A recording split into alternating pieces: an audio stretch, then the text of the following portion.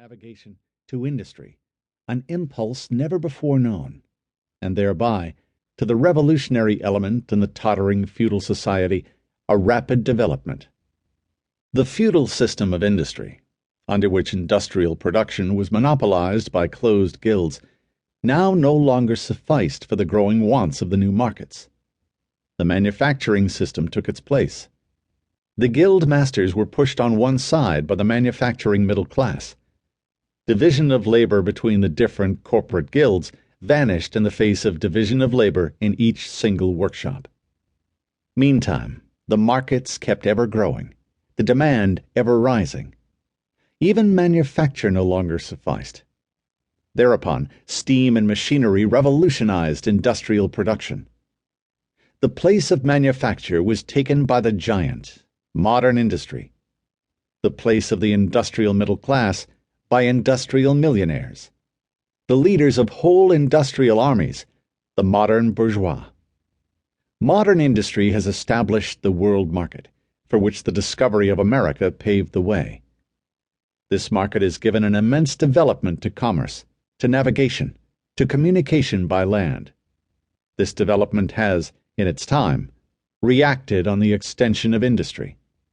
And, in proportion as industry, commerce, navigation, railways extended, in the same proportion, the bourgeoisie developed, increased its capital, and pushed into the background every class handed down from the Middle Ages.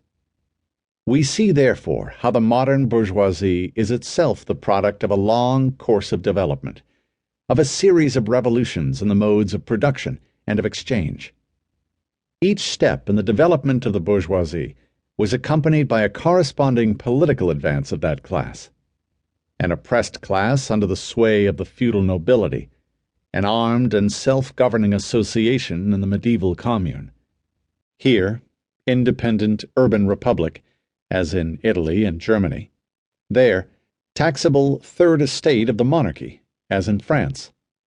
Afterwards, in the period of manufacture proper, serving either the semi-feudal or the absolute monarchy as a counterpoise against the nobility, and in fact, cornerstone of the great monarchies in general, the bourgeoisie has at last, since the establishment of modern industry and of the world market, conquered for itself, in the modern representative state, exclusive political sway.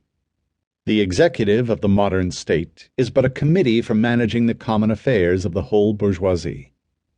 The bourgeoisie, historically, has played a most revolutionary part. The bourgeoisie, wherever it has got the upper hand, has put an end to all feudal, patriarchal, idyllic relations. It has pitilessly torn asunder the motley feudal ties that bound man to his natural superiors, and has left remaining no other nexus between man and man than naked self-interest, than callous cash payment. It has drowned the most heavenly ecstasies of religious fervor, of chivalrous enthusiasm, of Philistine sentimentalism, in the icy water of egotistical calculation. It has resolved personal worth into exchange value, and in place of the numberless and indefeasible chartered freedoms, has set up that single unconscionable freedom, free trade. In one word, for exploitation. Veiled by religious and political illusions, naked, shameless, direct, brutal exploitation. The bourgeoisie has stripped of its halo every occupation hitherto honored and looked up to with reverent awe. It has converted the physician, the lawyer, the priest, the poet, the man of science, into its paid wage laborers. The bourgeoisie has torn away from the family its sentimental veil, and has reduced the family relation to a mere money relation.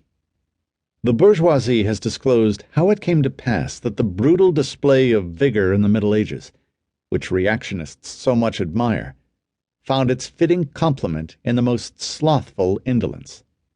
It has been the first to show what man's activity can bring about.